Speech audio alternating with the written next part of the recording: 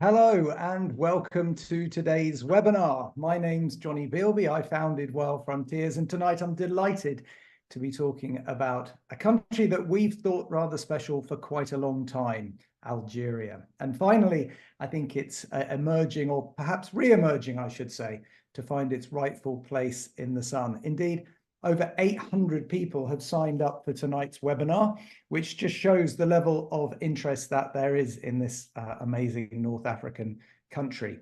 I know we've got people joining us from all over the world, so whether you're watching this live or you are watching it on catch-up, thank you so much for joining us. You are very welcome, and I hope that over the course of the next hour or so we can entertain you and inform you and inspire you to visit Algeria.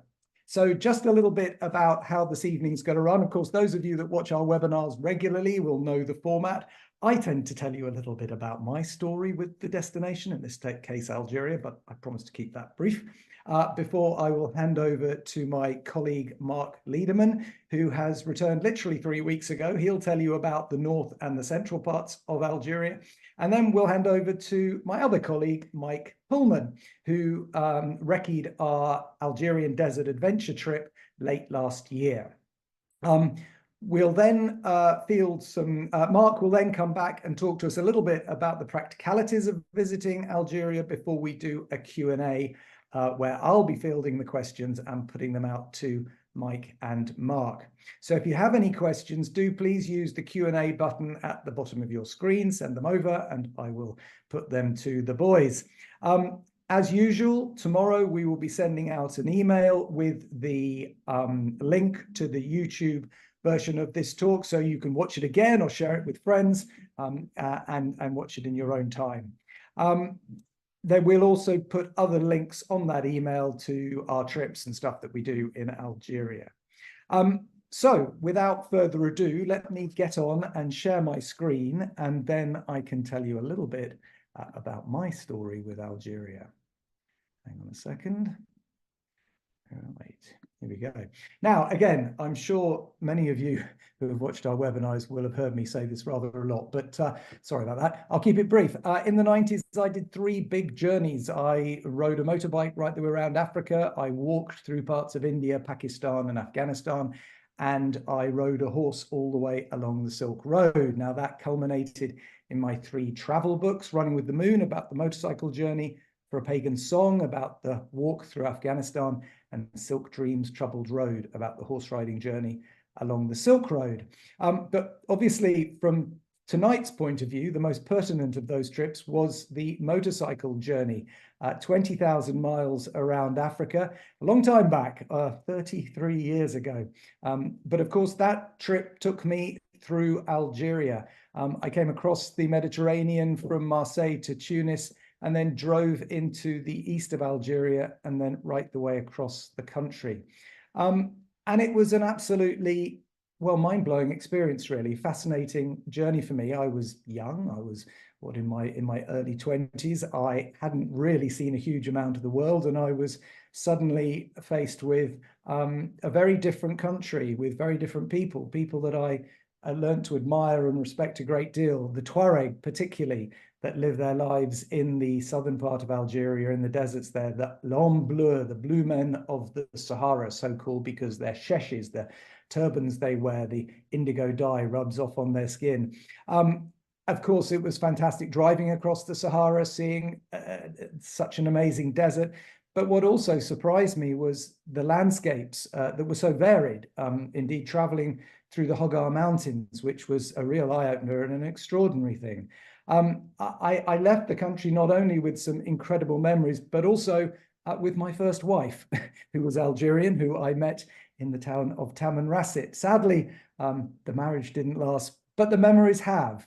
And I think the most compelling thought that I have of Algeria was the freedom that I felt of driving that motorbike across this vast country and the vast landscapes that one got to see. Now, I'm not going to talk any more about that because we have people that have been there. This was all, as I say, 30 odd years ago, although I did return a couple of times.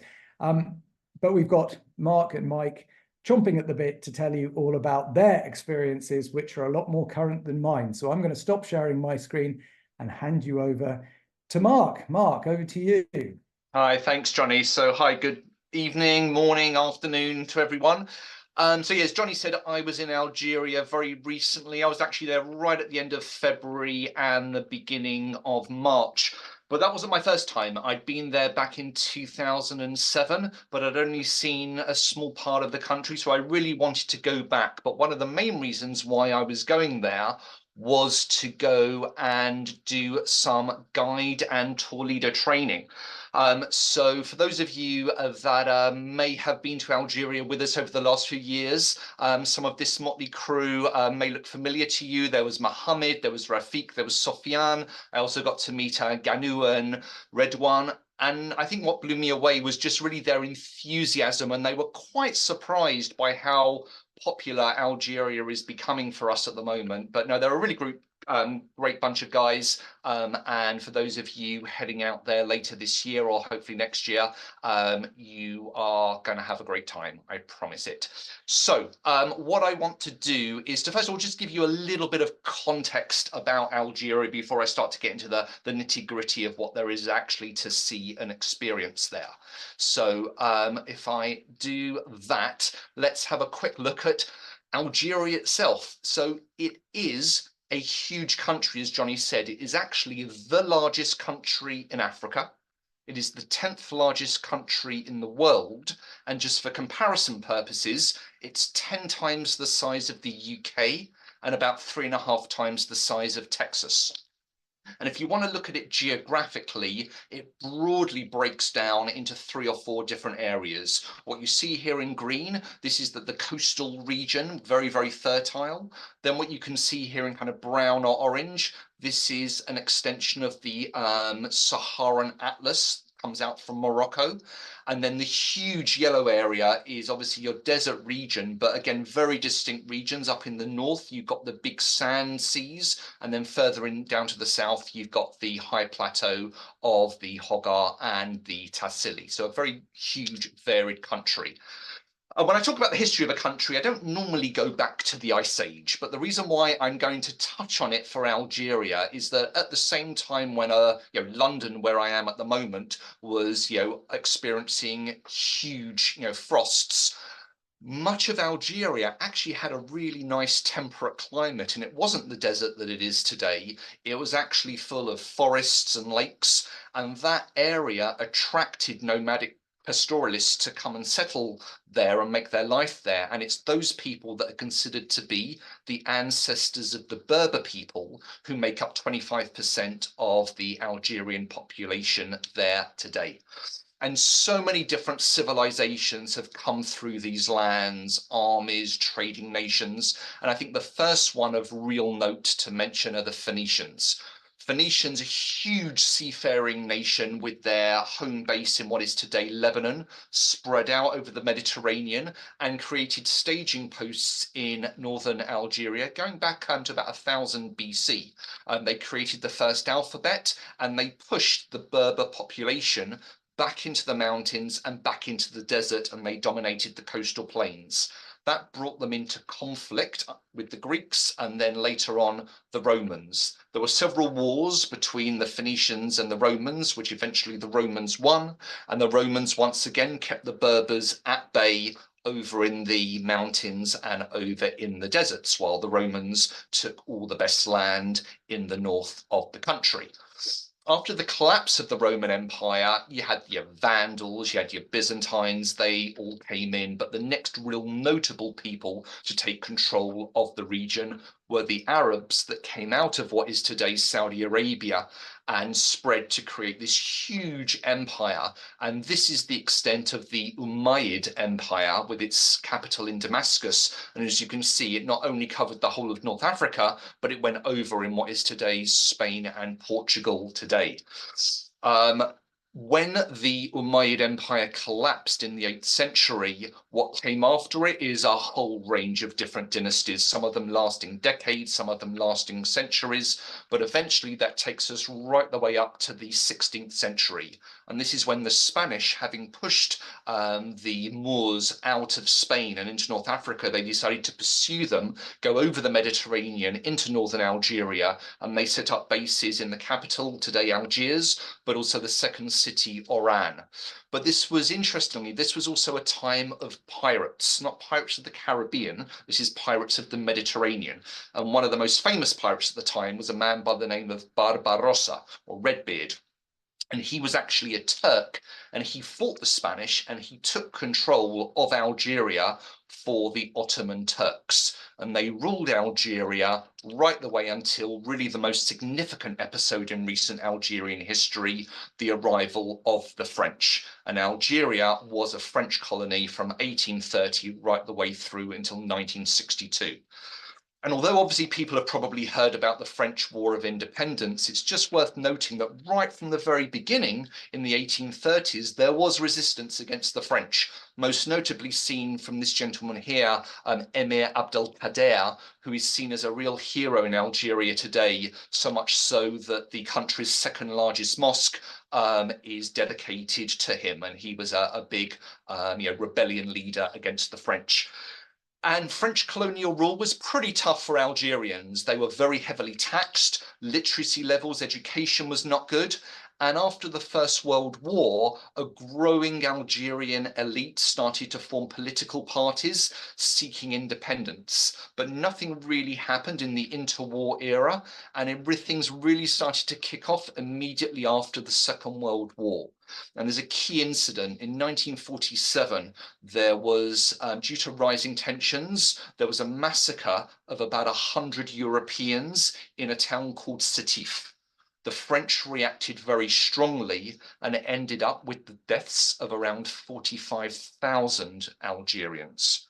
Tensions, as you can imagine, started to rise. The French tried to appease the Algerians by granting all of the Algerians passports, French passports, in 1947. But by this stage, it wasn't enough. People wanted independence. And this led ultimately to the Algerian War of Independence, which ran from 1954 to 1962. If you're interested in knowing more about that, I would thoroughly recommend seeking out this film, The Battle of Algiers, which gives you an idea of the guerrilla warfare and the intensity on it. It's actually available on Prime Video.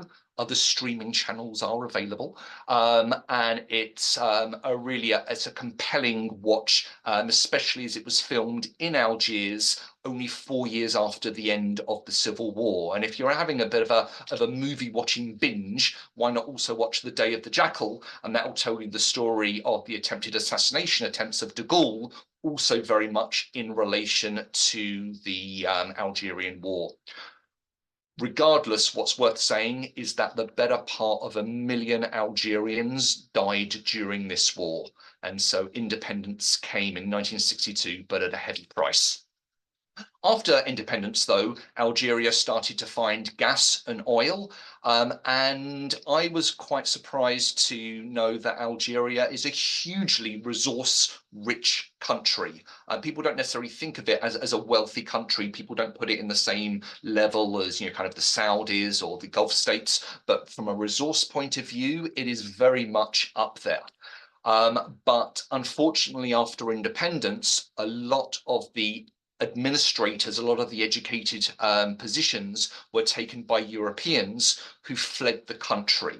And that unfortunately led to huge rises in unemployment, growing tensions, and to the extent that when there was an election in Algeria in 1991, which is just after the time that Johnny would have passed through on his motorbike, the country found itself in a real constitutional crisis. The election was pretty much between the liberals and the Islamists. From a democratic point of view, the Islamists, much as a protest vote, actually won. The army were none too happy with that and decided to effectively enact a coup and come in on the support of the liberals. That brought them into direct conflict with the Islamists, and that led to the Algerian civil war, which raged for what they call the Black Decade. And it was a nasty, brutal war. Fortunately, as we start to come into the 2000s, there was a truce, there was an amnesty, and ultimately today, Algeria is seen as having a very strong and very well-respected security situation. And if you look at the British Foreign Office advice for Algeria today, you'll see that apart from just basic caution from the border areas, it gives it the full green light. It's a very safe country, and I felt incredibly safe while I was there.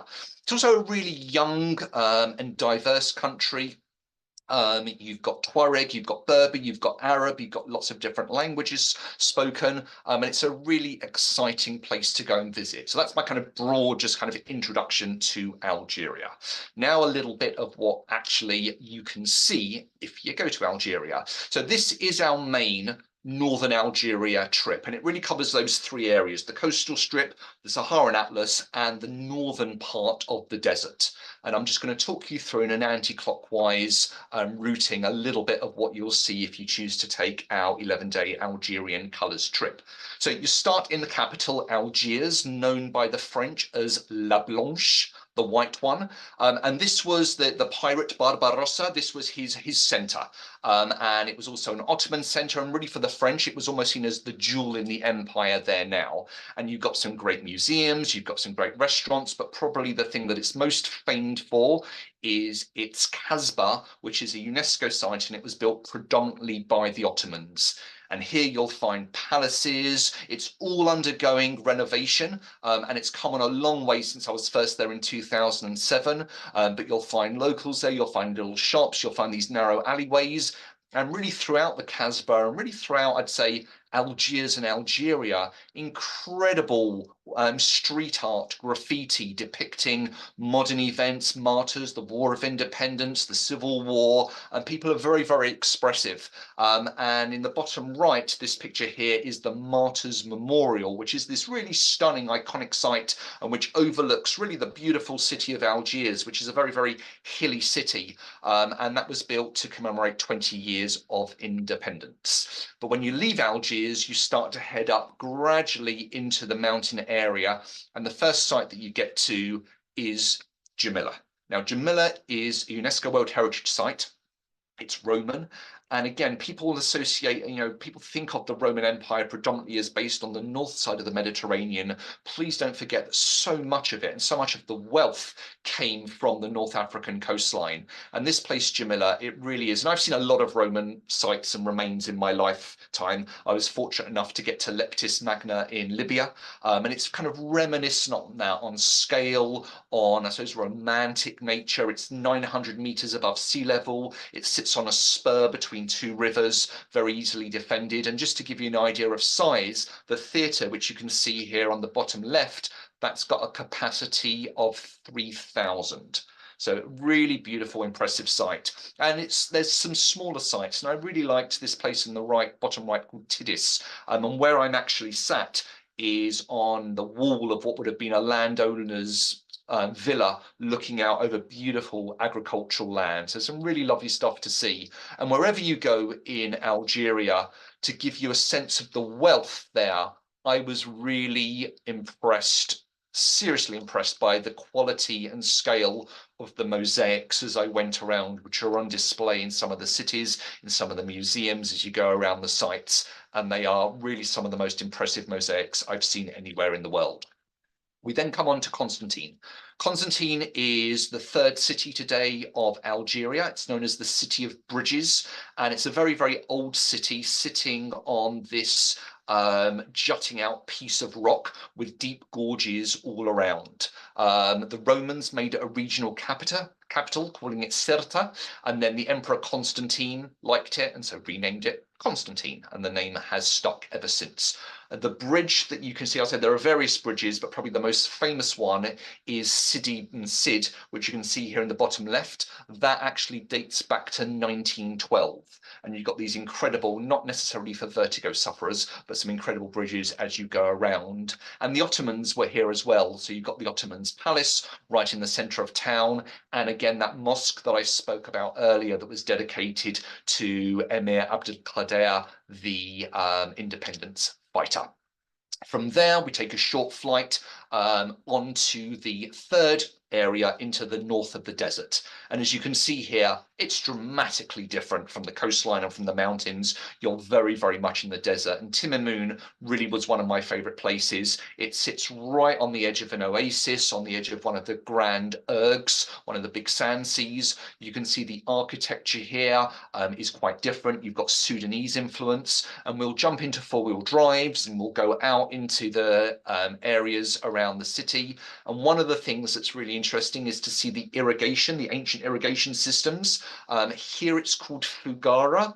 If people have traveled to maybe Iran or to Oman or to bits of China, you may see the same method, sometimes known as Fulaj or Pares elsewhere, but it's an incredibly sophisticated Persian method of irrigating lands in very, very hot conditions. And as you travel around, this is really the Berber heartland, and you'll see these incredible qusurs, these fortified buildings, which over the years are sometimes covered and exposed by the moving sand seas. And obviously go out to explore as well, just the incredible sand seas, and hopefully you'll have a sunset as impressive as the one that I had at the beginning of March.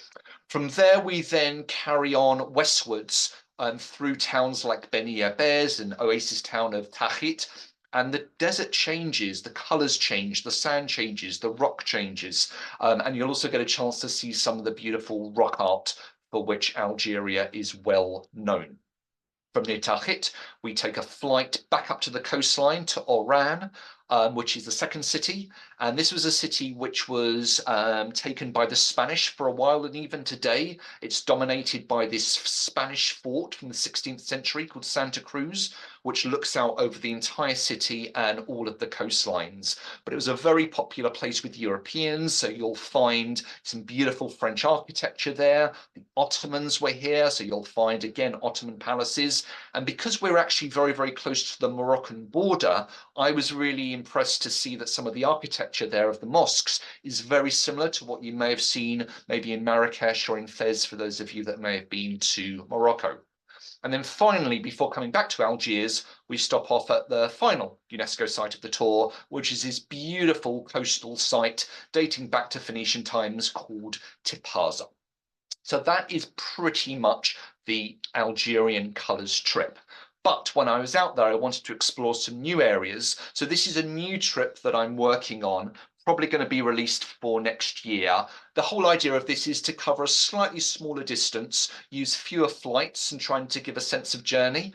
So it will still include Algiers, still include Constantine, still include Timimun, but in addition, we'll get to drive through over the mountains to get to see a couple of more UNESCO sites. The first one being Timgad. And Timgad just blew me away for the sheer scale of it.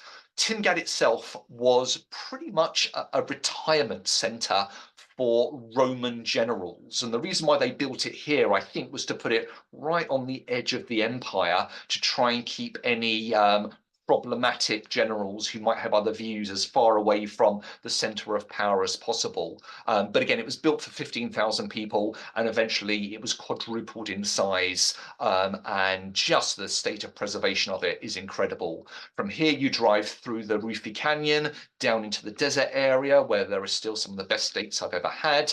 And you end up in a place called the Mazab Valley with its capital, Gardaya. And this is another UNESCO World Heritage Site.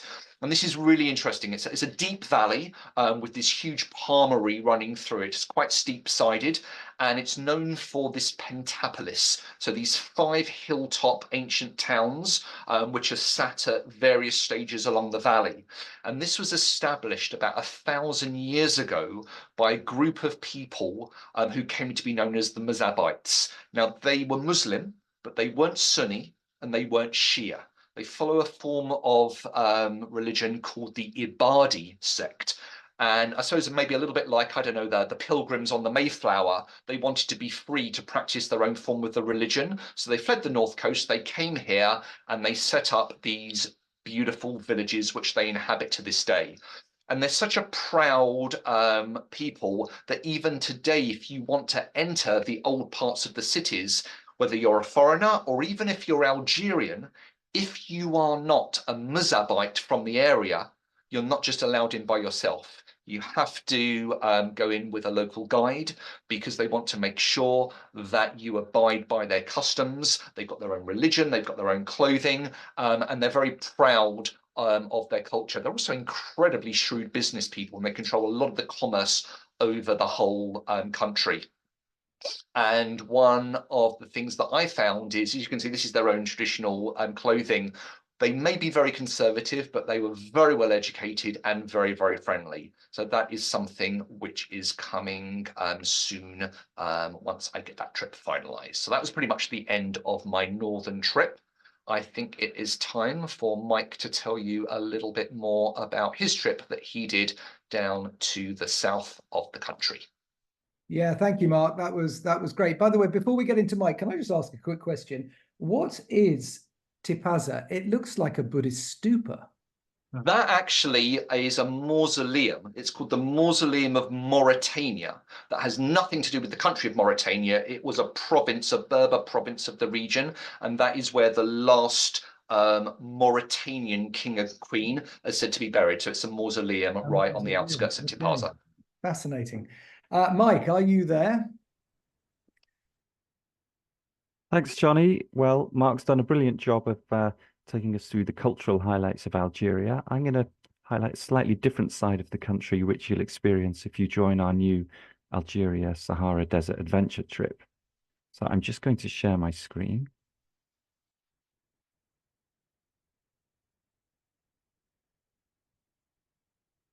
So I'd wanted to visit Algeria for some time. So last year when Mark came to me and said, Mike, do you want to go to Algeria? I jumped at the chance. He then said, it involves 6 nights wild camping in the middle of the Sahara, 20 miles from the border with Libya. I thought, yeah, okay, why not? Not quite what I'd envisaged, but I'll go nonetheless. And very glad I did go because it turned out to be one of the most amazing travel experiences I'd had.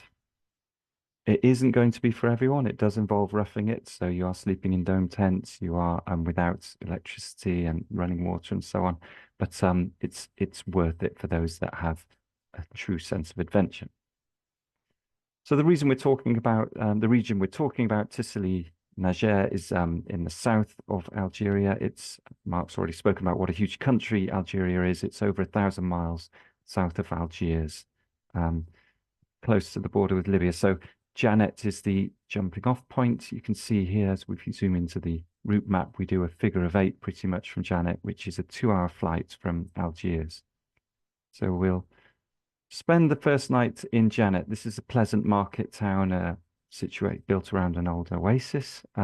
We stay overnight in a guest house here before you're met the next day by your crew, who you'll be with for the next 5 nights.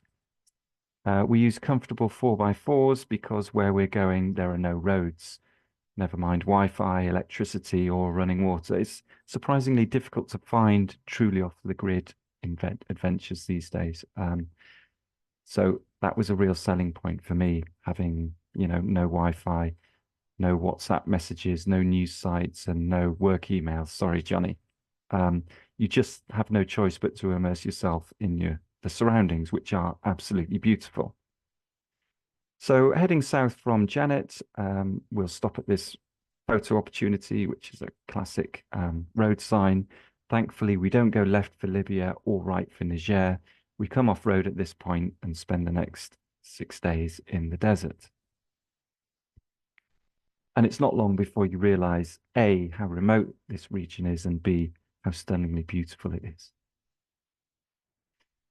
So in this region, you'll be traveling with the Tuareg crew consisting of a guide, driver, and cook. And traveling with them is a real highlight. They're just so in tune with their surroundings. So at the end of the day, when you climb into your tent and zip up your sleeping bag, they basically unroll a mattress and sleep out in the elements. And they can't seem to drive past an acacia tree either without collecting some wood. Acacia wood burns really well on the fires, so they use it for cooking, and apparently it makes the best Tuareg tea, which I'll talk a bit more about later. So to explain this trip, it's probably best if I run through a typical day. So you wake up in the morning and the cook will already have coffee on the go, and he'll have some pastries and jams and perhaps if you're really lucky, some Laughing Cow cheese, just a kind of a nod to how strong the French culture still is even today in Algeria. You'll notice that they'll drop lots of French words into the Arabic language, so they'll often greet each other with ça va, and you'll hear the odd voilà. It's very interesting. Then after breakfast, while the crew break camp and pack everything up, you go for a walk with your guide. So this is a really nice time of the day to go for a walk. It might have been a little bit chilly at night. It's just starting to warm up, but it's not got hot yet. And you can really just breathe in the wonderful views. So about an hour later, the crew will appear in the 4x4s and pick you up, and then you'll carry on driving around this beautiful area, stopping off regularly at some of the various rock art sites, which I'll talk about more later. Then in the middle of the day, when it's very hot, you'll stop for lunch in a sheltered and shaded area. The crew are really good at finding perfect spots for lunch that have shelter, shade, and are usually beautiful as well. And this will be your first experience of just what the cook can rustle up in the middle of nowhere, which amazed me. Now, I love camping and barbecues, but he made me realize I really need to raise my game when it comes to that. So we had grilled meats, salads, we even had soups, pasta, all sorts, and it was all absolutely delicious. Couscous, yeah. And you'll probably get to try on the last night tagwella, which is a Tuareg bread. So they basically knead the flour and dough, then they bury it beneath the coals in the sand, and it cooks in this natural oven for about 45 minutes, and then they dig out this wonderful fluffy bread. And after lunch, the crew will brew some green tea. This is quite a long process, which involves 2 teapots, one of minty tea, one of green tea, multiple decanting, but it's almost like a religion to them, and it's a very social thing, and it's delicious as well, very sweet, very light. So after lunch and after the green tea, there's a bit of downtime. So it's very hot still, so you can either have a siesta or read a book, or if you're feeling brave, venture out into the desert and have a bit of a walk. So which is absolutely fine. It's perfectly safe around there, so long as you take some water with you and just keep an eye on where your footprints are so you can find your way back. Then in the afternoon, we break camp again and continue driving the circuit.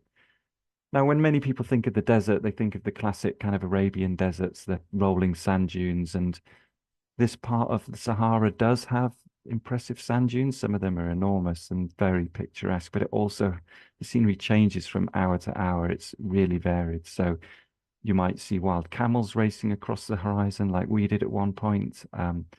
This is one of my favorite parts of the region. The floor almost looks like a draftsman's board and creates these really weird shapes and shadows. It's almost mind-bendingly surreal. This is actually dried salt. It crunches underfoot. So it just from a time when the Sahara was much more fertile than it is today. You also get the bright red sands of Tadrat. Yeah, and just my jaw was on the floor pretty much the whole time with the scenery. It just doesn't look real. You also get unusual rock formations, so they call this the window on the world. I'm not sure if you'd be able to tell what this is, but that is a cockerel. That is a map of Africa. And this one, I don't think anyone would be able to guess, but they call this the World Cup. The most famous rock formation is probably this, which is the hedgehog. And this actually does look like a hedgehog from pretty much all angles. So in the late afternoon, after driving around, you'll find a picturesque spot to camp. It might be at the base of an enormous sand dune or in a canyon. And you look around just thinking, how on earth are we going to camp here? But as soon as the camp's set up, there's a fire lit, there's tea brewing, the tents are up, you think, okay, a patch of this vast wilderness is home for the night. And then while the cook is working his magic on dinner, that's quite a nice time of day to maybe climb a sand dune for sunset.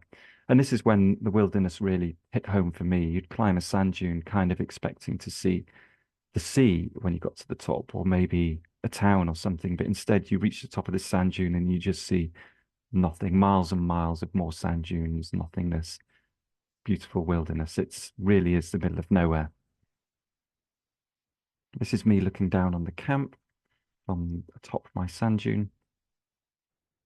And these are some of the places we camped. So beautiful spots every time. So you can see hardly any other tourists. We met one group of Italians, another group of French tourists, and we met one lady from New York who had quite a high-powered, stressful job, and she said she tried everything, such as yoga retreats, silent retreats, various other things to unwind.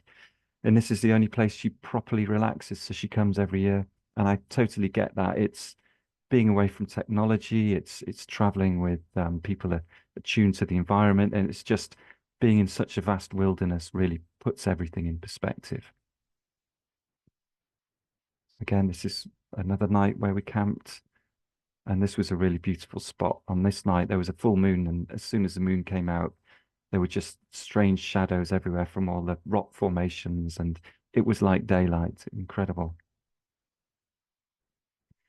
So after dinner, there'll be more tea and tales around the campsite, the campfire, and then you get ready for the evening show as the stars come out.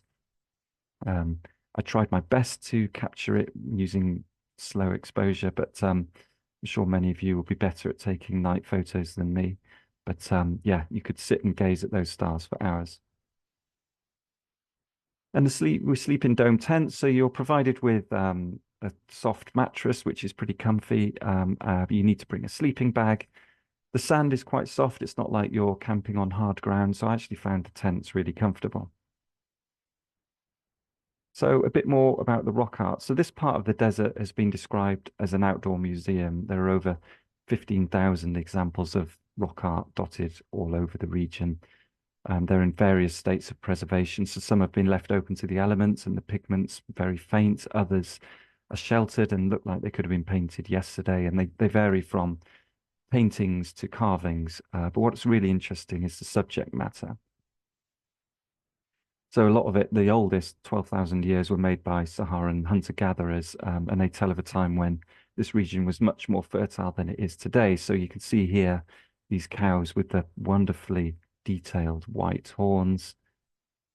You also get elephants, giraffe, and people hunting, and even fish in the Sahara. Who'd have thought it? Some of the later scenes show traditional everyday life, maybe market scenes, hunting, and this is there's quite a few battle scenes. This is quite possibly the Berbers arriving on horseback from the north. They conquered the pastoralists who lived here, and they gave rise to the semi-nomadic horseback Tuareg tribe, which still inhabit the region today. More rock art. It really is everywhere, and it's incredible. So your guide will tell you some of the stories behind it. This is an unusual one. So this is a symbol which crops up in quite a few places in the region. It's about 10,000 years old, and no one has any idea what it symbolizes or where it came from. So it's a real mystery. You'll also see fragments of ancient pottery just lying about in the open. So these are 1,000-year-old hand-decorated bits of pottery just lying there. And this is a really interesting rock art site. This is called the Site of the Cow That Cries. I really love this, partly because of the way it's created. It's almost like an impressionist. It's almost like how Picasso would draw a cow rather than being realism. And the story behind it as well is great. So a farmer apparently took his cows down to the river to water, and he noticed that the river had dried up, and then he saw that his cows were crying. And this was pretty much the end of the fertile era of the Sahara and the onset of desertification. And so this kind of chimes with where we are today with climate change. And so it's quite an emotional site as a result, and it's now a UNESCO site as well. So that's a real highlight of visiting this area. So yeah, in summary, I would say the absolutely stunning scenery, the rock art, the traveling with a Tuareg crew, being forced to live in the moment and switch off, the silence of the desert, the starry night skies, an incredible place. Yeah, I guarantee you'll take a piece of the desert back with you, and I'm not just talking about sand in your backpack, which there will be plenty. But yeah, a fabulous part of the world, and I feel very privileged to have visited. So back to you, Jonny. get Marc back to talk about some of the practicalities. And I'll just throw one question out there, Marc, which I've already had, which was from I can't remember exactly who asked this, sorry, but Western loos, are they available? Obviously, they're not in the south on the southern trip because Mike's just explained how you do that.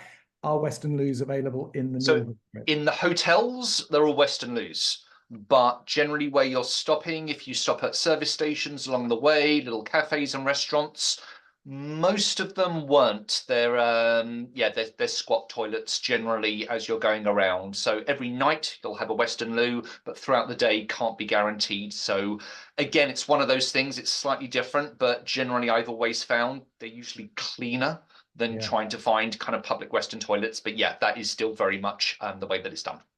Oh, wow, we have Mike back. But Mike, we're both going to go off now. So hopefully we'll get you back in a minute and we'll let Marc explain about the practicalities. Okay. Fine. All right. So that was my last slide that I had before. So yeah, a few practicalities. This is obviously some of the, just trying to go through some of the questions that we get asked a lot. So when is the best time to visit? So you can actually visit Algeria year round. However, I have to say, you've got to be a bit of a glutton for punishment if you want to go in July and August because the temperatures get super hot. So it's a really low season for tourism. And winter, people do travel right the way through the winter.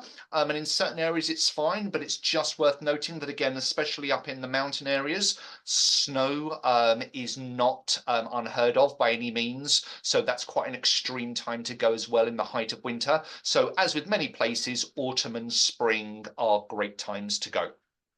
And as you may know, there's quite a few Islamic countries that are absolutely fine to travel in during Ramadan. Algeria is not one of them.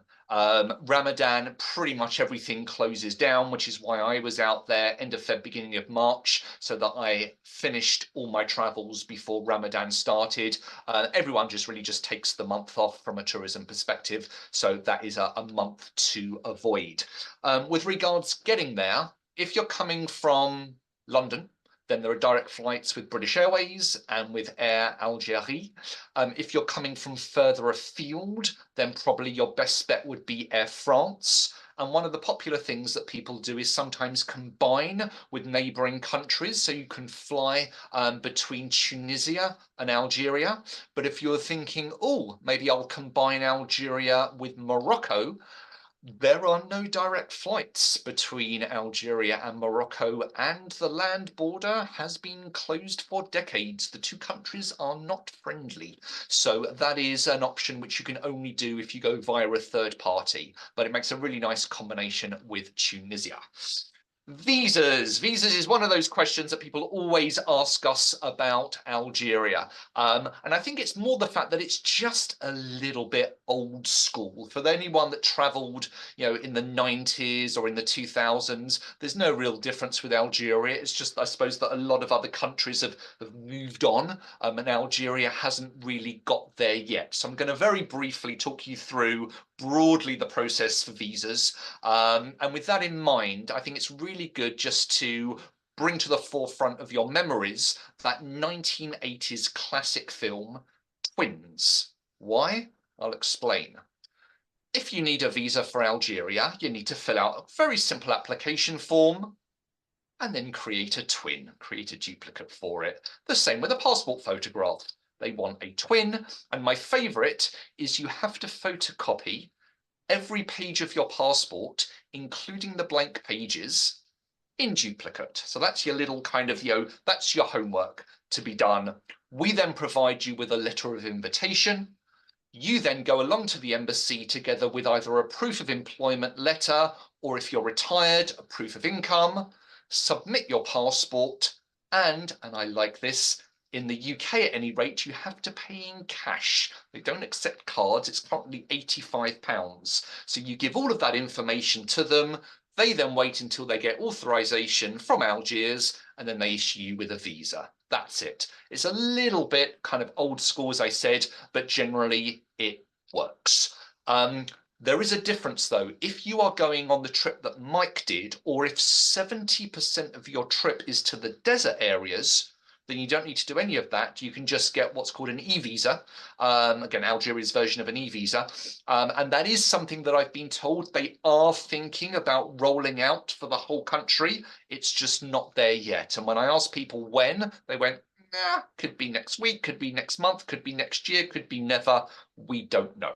So I'm hoping that will come, but for the time being, you just need to be a little bit prepared if you are going to the north.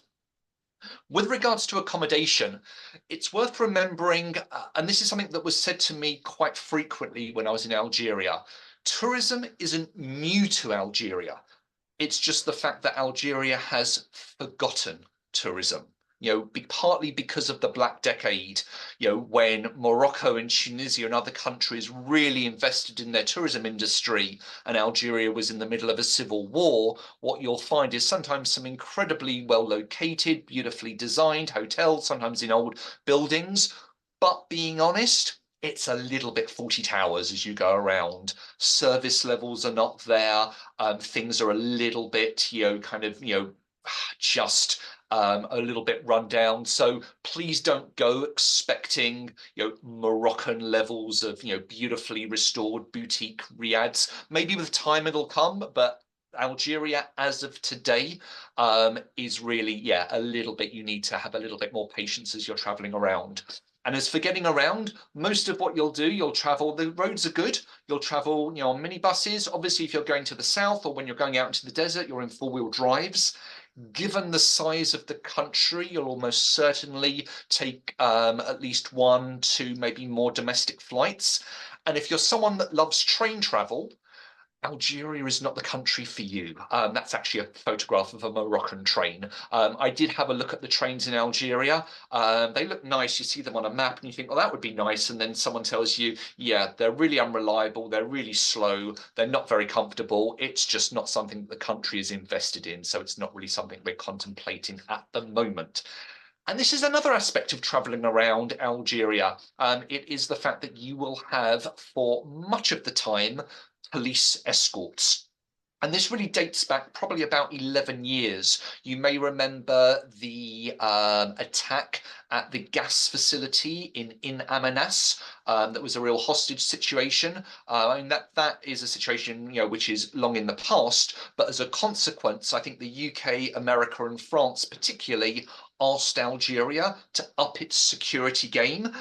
And Algeria really has just continued with that. And as I was speaking to the police as we were traveling around, I said, are there dangers for me? They went, no, absolutely not. I said, so why are you escorting me? They went, it's our pleasure. You're our guest. It's protocol. And that is really just something that you'll just have to deal with. The advantages of it is, one, they're really friendly. Sometimes they'll actually accompany you around the sites because they're really interested and they're wanting to know more. And also sometimes there are roadblocks, checkpoints with, you've got the police, they'll put the sirens on and you'll just whiz past and not have to queue up with all the others. Sometimes it can be a little bit frustrating when you've got to wait for police as they exchange, and you just need to have patience around you as you travel around. It's also erratic. On one day, you'll maybe have 5 or 6 different police escorts, and the next day you'll have none. I can't guarantee it. It's just going to be one of those things, but it is one of those unique aspects of travel in Algeria at the moment. I never had, obviously, the Tuareg food that Mike had out in the desert, but I was really impressed with the Algerian food that I had while I was up in the north, and the different, as you move from city to city, they're very proud. They're like, our couscous in Constantine is very different from the couscous in Oran, and this is what we do differently. So it's really flavorful. It's really colorful. The bottom right, it's a dessert called Kalb el-Luz. That's actually the police bought that for us, just as a kind of welcome to Algeria. It's about 4,000 calories, but it's absolutely wonderful. It's sugar and honey and semolina stuff, so it's really good. For vegetarians, not a problem. A lot of the time, they actually serve up, if you want meat, almost as a separately stewed part, which you can then put over your couscous or other meats. So yeah, a really nice, from my point of view, dining experience. With regards to drink, coffee is very well drunk all over the country. Some of it better than others, but you can get some very nice coffees. That's good. Mike's obviously spoken to you a little bit about the tea, and they really like aerating the tea. So you'll often get, this really light frothy tea, which I love. From a water point of view, tap water directly out of the tap is not safe to drink. But I travelled around. Some of you may be aware that we encourage people to try and cut down on plastic, to take filtration bottles. And I took my water to go filter bottle with me the whole time, and was absolutely fine. And that made it a really nice, easy way to travel.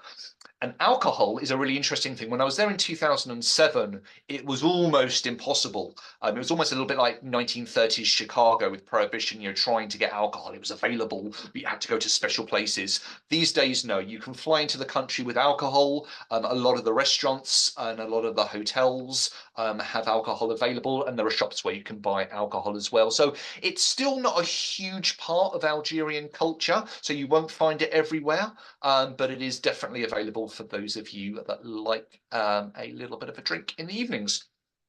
And with regards to responsible tourism, we're doing what we can. One of the things I can say is there's definitely some really good crafts to buy. So I bought a really nice handmade basket here from people in Timimoon. I bought, to encourage local produce. I bought some of the best dates I've ever had in my life. Again, I took my water to go bottle to try and cut down on plastic, single-use plastic. And one of the things that we do for trips that go to Timimoon is obviously one of the problems is growing desertification of the region. So what we do is we actually buy, or through our local partner, we buy some infant palms, and we go along to a place where we can plant them, really just it's a bit of a token effort. I don't think Wild Frontiers by themselves are going to hold back the sands of the Sahara, but it's an appreciated gesture that we donate money and the trees towards doing that. So just some things that you can do. So hopefully that's answered some of the questions that you might have, but I'm sure we have some time if anyone has any more. Mark, straight off, do you mind just talking a little bit about traveling there as a woman? I know you're not a woman, yeah, but in terms of dress, clothes, cultural sensitivities, any particular issues? I know obviously we're sending plenty of women to Algeria. Just explain a little about that. Yeah, generally, it's quite a liberal country. So the only thing that I was told is they don't really do short shorts. So it's absolutely fine to wear kind of the shorts that you hate, Johnny, the kind of knee length and beyond. Those types of shorts is generally what they would encourage. But beyond that, especially in the northern, the northern cities, very, very liberal. And then really just common sense if you're going into more conservative areas, some small villages or places like Gardia where they are a little bit conservative. You just kind of cover shoulders and not go strappy. But really beyond that, it is, I would say, probably on a par with Morocco on that level. So as far as traveling as a woman there and as a solo woman there, obviously joining our group trips, we take about 60% of our clients are solo women. So that's not a problem at all. Not a problem at all. And there are some cafes, some traditional cafes, which are very much the haunts of men. They are male enclaves. And I know Western women generally are often seen almost as a third sex. They're not seen as men or women. They're just kind of almost honorary men. Yeah, they're honorary men. So they can enter those, but realistically, you'd probably prefer to go into more family dining areas, or in a lot of places they have open air cafes, and there I saw lots of teenagers and women out, and again lots of female only groups. So it's definitely not one of those places where you're only allowed out with a male at all. So no, it's you've got a mix of people, and you will find a few people walking around wearing more chadors and burqas, but as a general rule I found it quite a liberal place clothing wise. Okay, I've got quite a few questions, so I'm going to rattle through them. Very quickly to you, Mike. Photography in the south, obviously batteries, charging things and making sure you can take photographs. How is that done? And yeah. Yeah, I took a solar powered charger. Obviously, there's a lot of sun down there. So if you get a good recharging pack with solar panels, you can have that sitting on the Jeep, and that worked really well at recharging my batteries. And as for photography, yeah, it's a fantastic place for photography. People can be a bit tricky, so not all of the Tuaregs like being photographed. So definitely ask first if you're taking photos of people. But in terms of scenery, yeah, it couldn't be better. It's a real Somebody challenge. has actually asked that. Can you, obviously in Janet, you can take some photographs, so it's not all just sand dunes and rock art and scenery. You can take some pictures of people, etc. Yeah, we came across the odd camel herder in Janet. You've got a lot of traditional villagers who've lived there for a long time, so you will get some of those people shots as well. But yeah, you will need to just check that they're okay with that first of all. Okay, did you have a problem with sand flies? Kim has asked. No, nothing at all. No, I was more concerned about scorpions. I didn't see a single scorpion, thankfully, and not a single bite from a sandfly. Yeah, so no creepy crawlies at all. Catherine has said Of Gods and Men is another very good Algerian movie about the Civil War. So that's just another one to mention. Yes, we've got that one done. Jeff has asked, can heterosexual unmarried couples share a room? I know certain Islamic countries that can be a problem, but that's not a problem in Algeria. Not a problem in Algeria. Good. Okay. Diana is asking how old the rock art is. Now, I know you said some of it dates back 12,000 years, which is very old. Is that the norm, or is some of it dated slightly differently? That's the oldest. And again, a lot of it is really yet to be properly discovered, really, or investigated. So 12,000 years, the oldest, some 5,000 years old, anything in between, but some of it looks really quite recent. So I think there may have been some additions of the last few hundred years. But yes, certainly the oldest is 12,000 years. Okay, cool. And any wildlife in the south? Robert asks. A little bit. So I saw swallows and swifts. I went in March time. They were probably just on their way up to Europe. And we saw a desert fox out of the side of the Jeep on the way to the airport. That was at night, so it's just by the side of the road, and that was a real thrill to see that, with huge ears. But they're quite rare. Beyond that, just the odd beetle. So not a huge amount of wildlife. Camels, of course, and baby camels. But yeah, not much beyond that. Okay, cool. Just to clarify something, I don't think you actually meant this, Mike, but just to be completely clear here, yes, Helen's making the point that toilet paper is not acceptable to be left in the desert. You really need to either go water or wet wipes and take away anything that you leave. Is burning toilet paper okay? I guess it would be, but you have to be careful because, well, you would have to do that around the campfire, and the Tuaregs are quite very fastidious about being clean, so which is great in terms of the food and everything. But any kind of mess like that, they wouldn't want anywhere near the fire. So I would just use water. Absolutely. Yeah. You don't want to really leave anything there that could be hanging around for hundreds of years. It's a good point Helen makes, and one that we needed to clarify. Alistair asks, can visas be obtained by post for those that don't live in London? I fear not. You can nominate Travcore. Visa agencies will be able to do it on your behalf. Okay. So you can arrange it with them. But yeah, other than that, I think in the UK there's only the Algerian consulate in London. I'm not aware of any other places in London where you could do it from. So yeah, I mean, we've had people from all over. It's just, at the moment, if you want to go to the north, you will need to either do it yourself or arrange with a visa agency to do it for you. Sure. Okay, thank you. Moroccan stamp in your passport. You alluded to the fact that Morocco and Algeria don't really get on. Is that an issue? No, not at all. No, in fact, Sufyan, my guide, had been to Morocco on holiday. He just said it was a bit annoying because you had to go via Tunisia or go via a third country. It's fine. It's one of those, they disputed over some oil-rich and Western Saharan issues. It's just nothing to do no, with no problem at all to have a Moroccan stamp in your passport. There is, I should say, there is a problem if you've got an Israeli stamp in your passport. It is one of those countries where you are likely to be rejected for a visa if you've got evidence of having visited Israel. Okay, that's worth knowing. Elizabeth, another part of your question. Yes, we will get you the letter of invitation. We handle that for you, so that's no problem. Hogar Mountains, is that possible to visit? That's from Diana.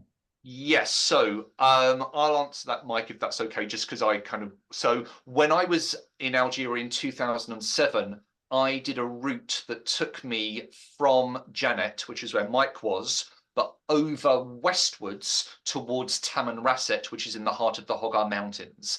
At the moment, that routing, for reasons that's still not clear, you're not allowed to do that journey overland. So you would have to go into Janet, do what Mike did, and then there is, I think, one flight a week that takes you from Janet to Tamanrasset, and then you can explore the Hogar Mountains, or you ignore what Mike did, and you don't go to Janet, and you just fly down to Tamanrasset and explore the Hogar Mountains there. So at the moment, it's a kind of either or, unless you're really dedicated. I'm hoping that with time, it may be a routing that they'll reopen up, but at the moment, for whatever reason, you can't go between Hogar and Tassili overland. Yeah, that's a shame, because that is a great overland route. A couple of people here, Hillary and Heather, both asking about speaking French, widely spoken, I presume. Yes, but interestingly, more amongst the older ones. English is definitely the preferred language of younger Algerians, and some of them actually view French as the colonial language. But Algerian Arabic itself is quite different. And you'll hear, as Mike was saying, you'll hear merci, ça va, s'il vous plaît, you'll hear, and people will interject it as part of Algerian, the language. And my guide, one of my guides, Sufyan, he said he went for his honeymoon to Egypt, and he wasn't understood in Egypt. The Arabic that he speaks is so different from Egyptian Arabic that there are huge differentials. So it's quite a unique language, which I'd say is a combination of a bit of Arabic, bit of Berber, and a bit of French all thrown in together, and that creates the Algerian language. Yes, absolutely. There's an interesting question, which of course, to some extent, I suppose, is the elephant in the room, although I think I know the answer. Obviously, there's the situation going on in the Middle East at the moment, in Gaza and everything around that. And Robert has asked, given this current situation, would Americans be welcomed? 100%. Honestly, look, I can't vouch for all 63 million Algerians, but honestly, from the experience that I was there, from everyone that I spoke to, it's not the compelling issue. I think, to be honest, life is quite hard for a lot of Algerians, and they've got more things going on, and it's almost seen as a little bit of a, I don't know, a European or a North American luxury to be able to have the energy and the time to worry about what's going on in other parts of the world. So no, that's not the same that people had no interest in it, but it was really not a topic of conversation that really cropped up at all. And I never got the sense of any animosity towards kind of Westerners whatsoever. Okay, Hillary asking, do they allow non-Muslims into mosques, or is it like Saudi Arabia? It varies. So there are some mosques at some times of the day where you can go in. There are others which you can't. So it's possible, but it's not everywhere. Is it, and this is from Michelle, is it frowned upon in the culture to take photographs of Algerian women? Without asking, absolutely. And there are some places, for example, if you ended up going to Gardaia, the very conservative place, that is 0 photographs of women, 100%. But other places, it would be definitely asking first. I wouldn't just rush in and assume you could take a photograph. Yeah, I think from my experience, and of course I am going back some time, but having been married to an Algerian lady, one has to just realize who your subject is, because it can vary massively from very conservative people to incredibly liberal people. people that look to the West and everything else. So I think it just depends largely on who you're actually talking to. Mike, someone has asked, and forgive me because I can't remember who asked this, but do you get to eat salad in the desert? And if so, is it safe? Yeah, I mean, most of the fruit and veg is bought from the markets in Janet, which is grown in kind of like the surrounding oases, and it's all very fresh, very clean. And the cleanliness in the camp is top notch, so that the cook does a fantastic job of making sure hygiene, because it's yeah, I can understand the concern. It's not a place you'd want to be ill, but no, I was absolutely fine the whole time, eating salad every day, twice a day. Okay, I'm just going to come to one last question. Well, very quickly, Jill's asked she can't eat onions. Is that a problem? I don't expect it is a problem. No, good. I don't think so. And Michael has asked, on our Algerian Colours tour, how much time is spent in the desert? If would I be able to see the sand dunes if I don't want to spend 6 nights wild camping? Yeah, to be honest, that was partly that. When Mike went, it's such a distinct trip. We decided not to try and combine it. And, you know, camping in the desert is one thing, the north isn't, but we knew that people going to the north would still want to be in the desert. So yes, you get to see Timamoon, where you have 2 nights, and then you're going across to Tahit. So you have, out of 10 nights, you spend 3 nights in desert oasis towns and full access to the desert during the day. And then you can come back without your Tupperware box back to your hotel of an evening. Brilliant. Okay, that's fantastic. Thank you, everyone. So many great questions there. That's wonderful. I'm just going to quickly finish off by telling you about very exciting news, is that we have the World by Wild Frontiers podcast, which went live a couple of weeks ago. It's available on Spotify, Apple, and Audible, and all good services. It's with myself and Kate Humble. Some of you, certainly those of you in the UK, hopefully will know who Kate is. We will be hosting, co-hosting, and sharing the duties of that at various points. We've got 3 live at the moment. First one is me interviewing Kate about her life in travel. Second one is Kate's podcast about Sri Lanka, from where she's just returned. And the third one, if you haven't had enough of Algeria tonight, you can listen to the podcast that Mike, myself, and Mark have done about Algeria. Next one's coming up, and I know there were quite a few women asking about this on the questions. Kate is hosting one on solo travel, which is aimed largely at the female traveler. And then Mark and I are going to be doing a 3-part series on the Silk Road. So watch out for those. That's our podcast, which is new to us, which is very exciting. So that's it. Thank you so much for watching, everyone. Mike and Mark, as usual, thank you so much for your very entertaining and informative webinar chat about Algeria. Thanks everyone for watching, and do please keep watching our events page, because there will be more webinars coming out, but we will of course keep you all informed on those. So thank you once again, and goodbye. Bye. Thank you. Bye.